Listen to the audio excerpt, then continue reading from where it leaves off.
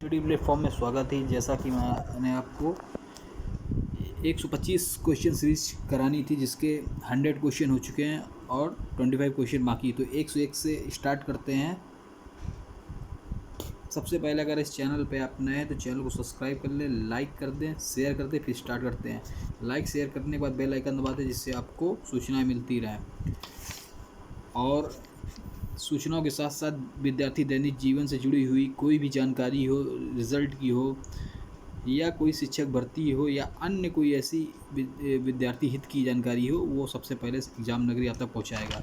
तो चैनल को जल्दी सब्सक्राइब कर बेल आइकन दबा दें और बढ़िया सीरीज़ चालू करते हैं। अगर आपने इससे पहले की सीरीज़ नहीं देखी है तो 57 सीरीज़ हो चुकी है, उनको ज़रूर देख लें, क्योंकि टीजीटी, पीजीटी और अन्य एग्ज़ाम के लिए बहुत ही इंपॉर्टेंट सीरीज़ है। अगर आप एलटी गेट दे रहे हैं उसके लिए, क्योंकि एलटी गेट का फॉर्म जल्दी ही आने वाला, और बीओ का, एआरओ आरओ का दे रहे हैं, उसके लिए बहुत उपयुक्त है।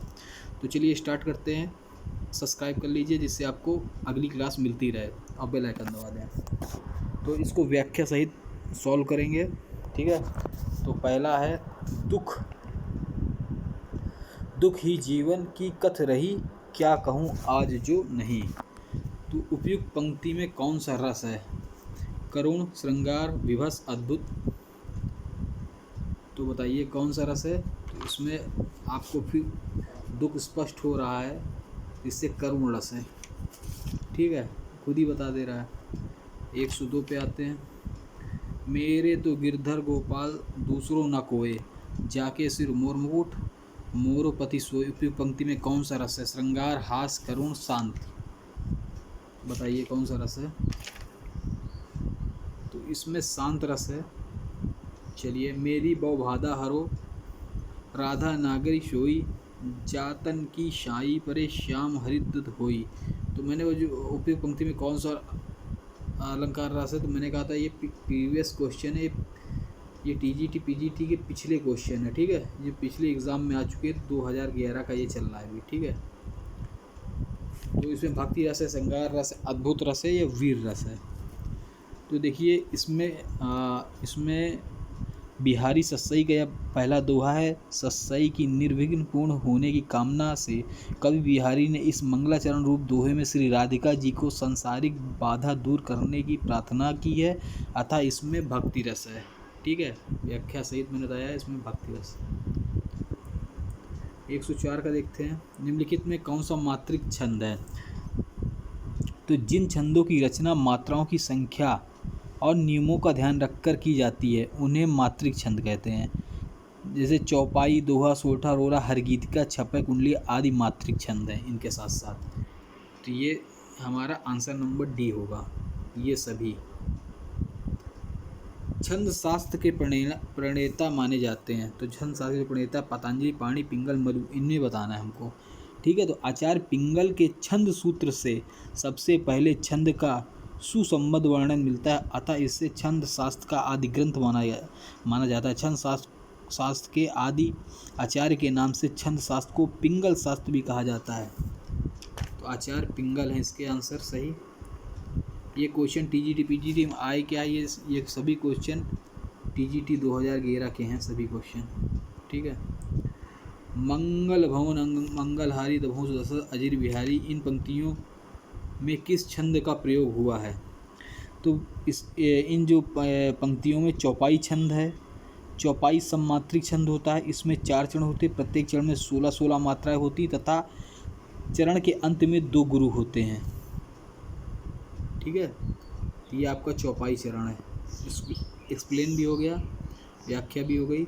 निज भाषा उन्नति अहे सब उन्नति के मूल, निज भाषा ज्ञान के मिटे न ही की सूल। इन पंक्तियों में कौन सा छंद है? दोहा, रोला, सोठा, चौपाई, बैरो।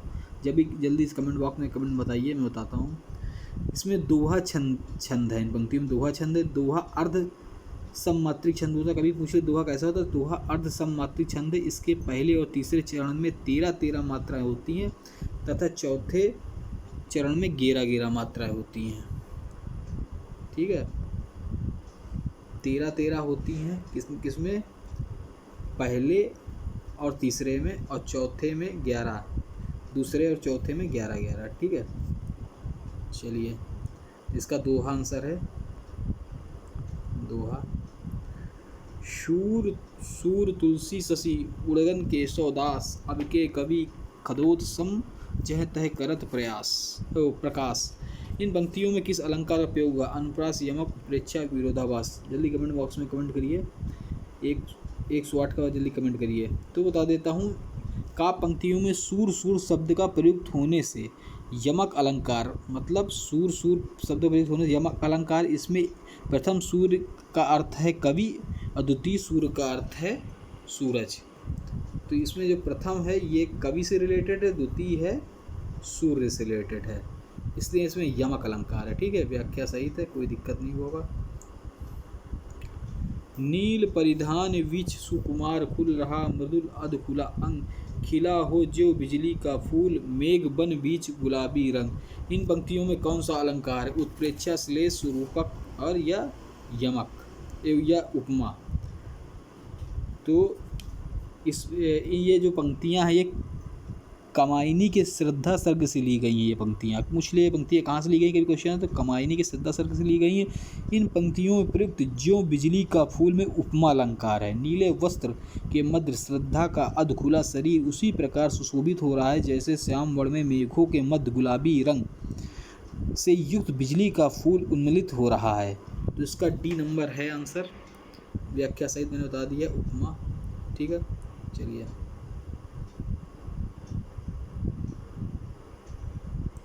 चरण कमल बंदो हरि में कौन सा अलंकार है?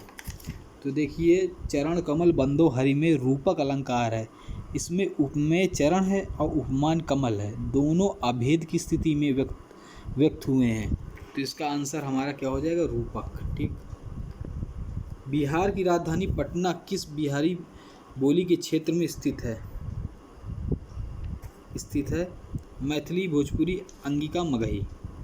तो इसमें देखिए, मगही या मगधी का अर्थ मगध की भाषा वर्तमान में पटना जिला तथा गया का आधा भाग प्राचीन मगध के अंतर्गत रहा। मगही भूली बिहार राज्य के पटना, गया, मुंगेर, जहानाबाद, नालंदा, नवादा या जमुई, शेखपुरा, औरंगाबाद, लखीसराय, भागलपुर तथा झारखंड राज्य के पलामू, हजारीबाग तक निकटवर्ती में बोली जाती है। तो बोलियां भी क्या क्षेत्र होता है, कहाँ तक बोली जाती है। ठीक है, चलिए मगही आंसर। खड़ी बोली की पहली रचना, वेरी मोस्ट इम्पॉर्टेंट क्वेश्चन है, इसका भी बता देते हैं। खड़ी बोली की पहली रचना तो गिल क्राइस्ट की प्रेरणा से लल्लू जी लाल ने 1804 ईस्वी में हिंदी के प्रेम सागर नामक गद्य ग्रंथ की, प्रेम सागर अगर ग्रंथ पूछे तो है गद्य ग्रंथ की रचना को लल्लू जी लाल ने प्रेम सागर की भूमिका में इस भाषा को खड़ी बोली में कहा तथा प्रेम सागर हिंदी की खड़ी बोली की पहली रचना मानी जाती है।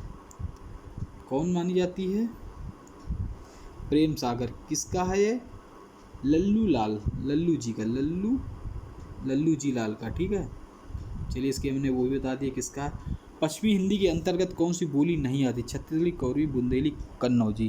तो देखिए, छत्तीसगढ़ी पूर्वी हिंदी की बोली है, जो है छत्तीसगढ़ी वो पूर्वी हिंदी की बोली है।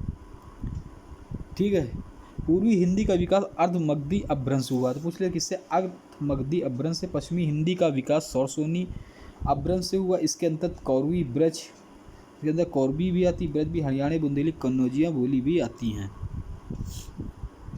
तो इसका आंसर है छत्तीसगढ़ी। ठीक है, अब आ जाते हैं 114। पश्चिमी हिंदी में कितनी बोलियां हैं?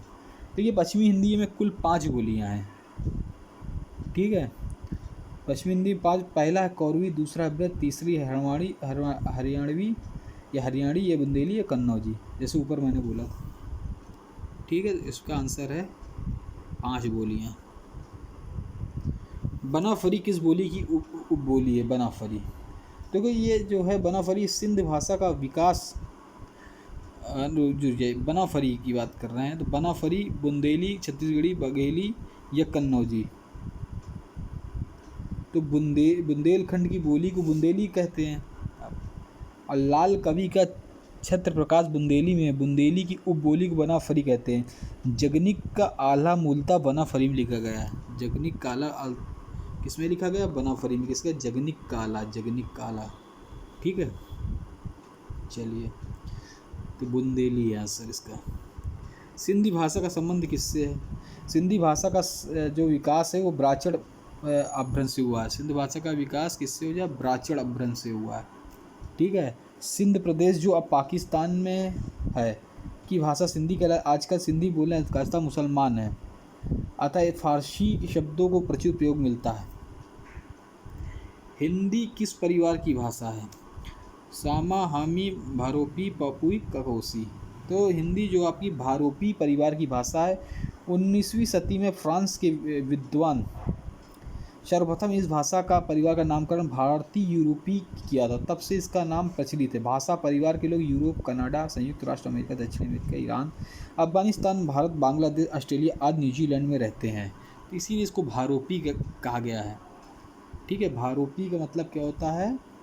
भारत और यूरोपी, भारत प्लस यूरोपी, भारोपी।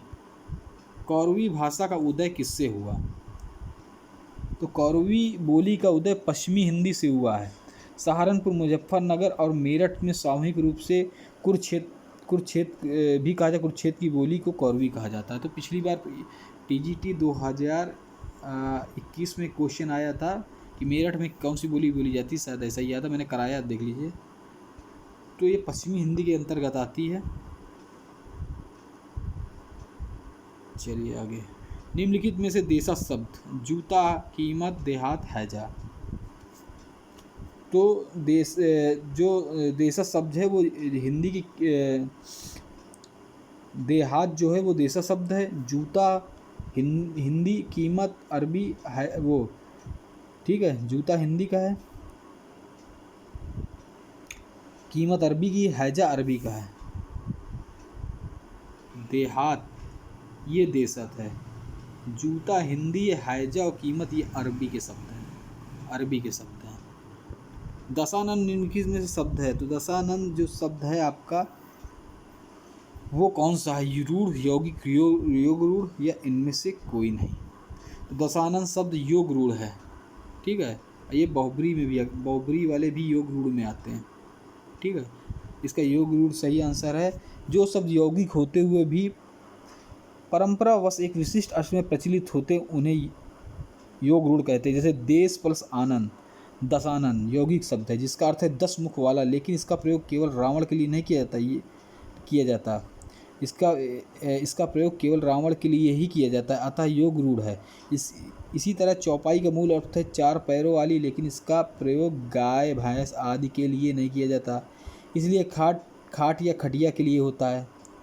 ठीक है। 121 निम्नलिखित में से मूर्धन ध्वनियाँ, देखो मूर्धन ध्वनियाँ नहीं है।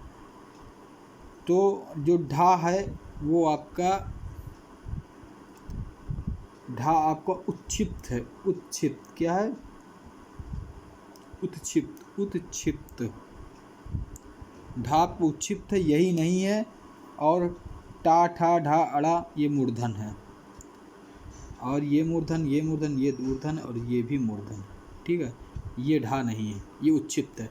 निम्नलिखित में से कौन सा एक अल्प प्राण ध्वनि है?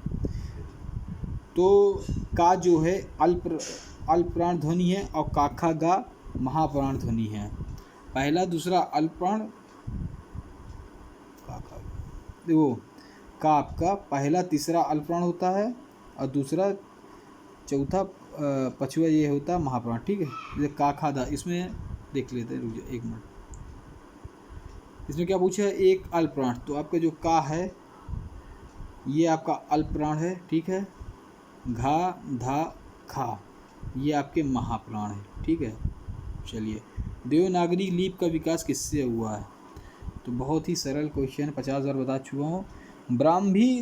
ब्राह्मरी की उत्तरी शैली गुप्त लिपि विकसित हुई, जो 5वीं शताब्दी तक प्रयुक्त हुई। गुप्त लिपि के कुटिल लिपि का विकास वो 8वीं शताब्दी तक चलती रही। 9वीं सदी के लगभग कुटिल लिपि प्राचीन नगरी विकास हुई। 15-16वीं शताब्दी प्राचीन नगरी आधुनिक देवनागरी का विकास हुआ। तो आपकी जो ब्राह्मी लिपि है यही देवनागरी लिपि है। ठीक है। इससे विकास हुआ है। यहाँ से आपके क्वेश्चन समाप्त हुए। अगर आपको बहुत अच्छा लगा हो ये जो व्याख्या सहित मैंने TT 2011 का ये 3rd पार्ट जो मैंने कराया है, अगर ये अच्छा लगा हो तो चैनल को जल्दी सब्सक्राइब कर, लाइक और शेयर कर दो। इसके बाद मैं दूसरा लेकर आऊँगा मॉडल प्रैक्टिस पेपर।